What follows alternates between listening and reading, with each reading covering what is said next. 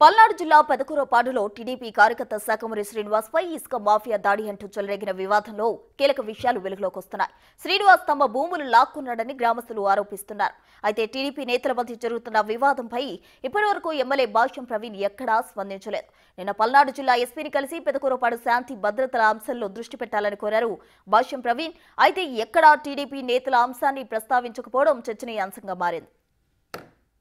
శాఖమూరి శ్రీనివాసరావుని న్యాయం చేయండి, కోనూరు దళితులకు న్యాయం చేయండి, కోనూరు లంక భూముల దళితులకు న్యాయం చేయాలి. కోనూరు ఎప్పటి నుంచో టీడీపీ కార్యకర్తగా పనిచేస్తున్న తన వివాదాన్ని ఎమ్మెల్యే భాష్యం ప్రవీణ్ పరిష్కరించాలని కోరుతున్నారు శాఖమూరి శ్రీనివాస్. ఇసుక తవ్వకాల అంశంలో తనపై దాడి జరిగిందని ఆరోపించారు.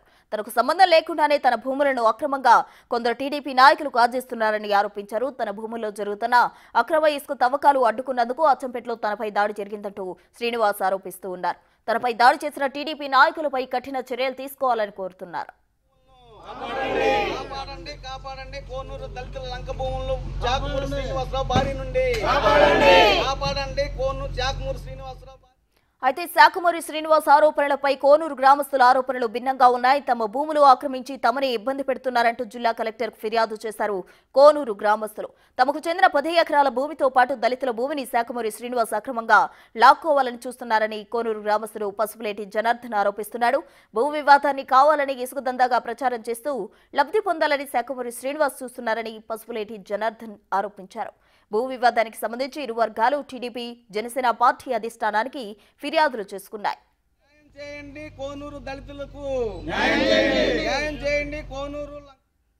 ఇక ఇదే అంశానికి సంబంధించి పూర్తి డీటెయిల్స్ మా ప్రతినిధి సాయి శంకర్ అందిస్తారు గుంటూరు నుండి. సాయి శంకర్, అటు శ్రీనివాస్ పై దాడి జరిగిందంటూ కూడా అతను హాస్పిటల్లో కూడా అడ్మిట్ అయి ట్రీట్మెంట్ తీసుకుంటున్నారు. అయితే కేవలం భూముల ద్వారా, అంటే ఇసుక దందాను అడ్డం పెట్టుకుని భూముల ద్వారా లబ్ధి పొందాలని ఈ విధంగా చేస్తున్నారంటూ అటు జనార్దన్ ఆరోపిస్తున్నారు. ఇందులో వాస్తవాలేంటి? ప్రధానంగా కోనూరుకు సంబంధించినటువంటి లంక గ్రామాల్లో ఉన్నటువంటి భూములకు సంబంధించినటువంటి అంశంలో ప్రస్తుతం వివాదం చోటు చేసుకుంటుంది. అయితే ఒకవైపు శాఖమూరి శ్రీనివాస్ మాత్రం ఇదంతా కూడా ఇసుక దందాన్ని అడ్డుకున్నాననే నేపథ్యంతో తమ పైన దాడి చేసి తీవ్రంగా తన 2 కాళ్ళని గాయపరిచారనే విధంగా కూడా శాఖమూరి శ్రీనివాస్ ఇప్పటికే పోలీసులు ఫిర్యాదు చేయడం జరిగింది. ఈ అంశాన్ని టీడీపీ అధిష్టానం దృష్టికి తీసుకెళ్తాననే విధంగా కూడా ఆయన చెప్తున్నటువంటి పరిస్థితులు ఉన్నాయి. అయితే ఈతను చెప్తున్నటువంటి అంశాలకు భిన్నంగా కోనూరు గ్రామస్తులు కలెక్టర్ని కలవడం, ఫిర్యాదు ఇవ్వడం, తర్వాత బిగ్ టీవీతో కూడా మాట్లాడుతూ పసుపులేటి జనార్దన్ అనేటటువంటి వ్యక్తి తనకు సంబంధించినటువంటి 10 ఎకరాల భూమికి సంబంధించినటువంటి అంశంలో శాఖమూరి శ్రీనివాస్ వాటిని ఆక్రమించుకునేటటువంటి ప్రయత్నం చేస్తున్నారు. అందుకే ఇసుకకు సంబంధించినటువంటి ఇష్యూ లాగా క్రియేట్ చేసి ఎమ్మెల్యే పైన, కంచేటి సాయి పైన కూడా ఆరోపణలు చేస్తున్నారనే విధంగా చెప్తున్నారు. అయితే ప్రస్తుతం ఈ వివాదం అయితే మాత్రం చిలికి గానివానగా మారుతుందనే విధంగా చెప్పొచ్చు.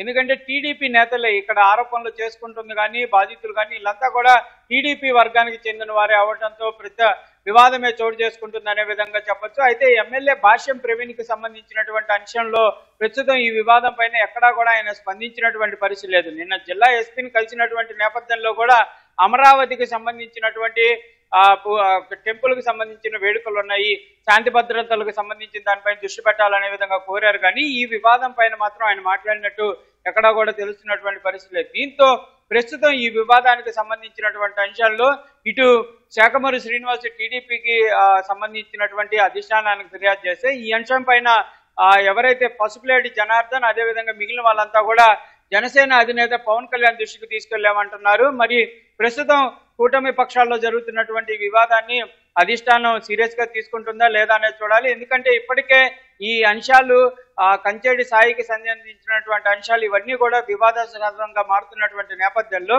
టీడీపీకి కొంత మైనస్ అయ్యేటటువంటి అవకాశాలు ఉన్నాయనే విధంగా కూడా స్థానికంగా చర్చ నడుస్తుంది. కాబట్టి కంపల్సరీగా అధిష్టానం దృష్టి పెడుతుందా, ఎలాంటి పరిస్థితులు ఉంటాయనేది చూడాలి. ఇప్పటికే పోలీసులు అయితే ఇరు వర్గాలకు సంబంధించినటువంటి కేసులను తీసుకోవడం జరిగింది. వాటికి సంబంధించిన ఎఫ్ఐఆర్లు కూడా నమోదు చేశారనే విధంగా చెప్తున్నారు. కలెక్టర్ కూడా ఫిర్యాదు చేశారు. కాబట్టి మరి కలెక్టర్ దీనిపైన ఆదేశిస్తారా?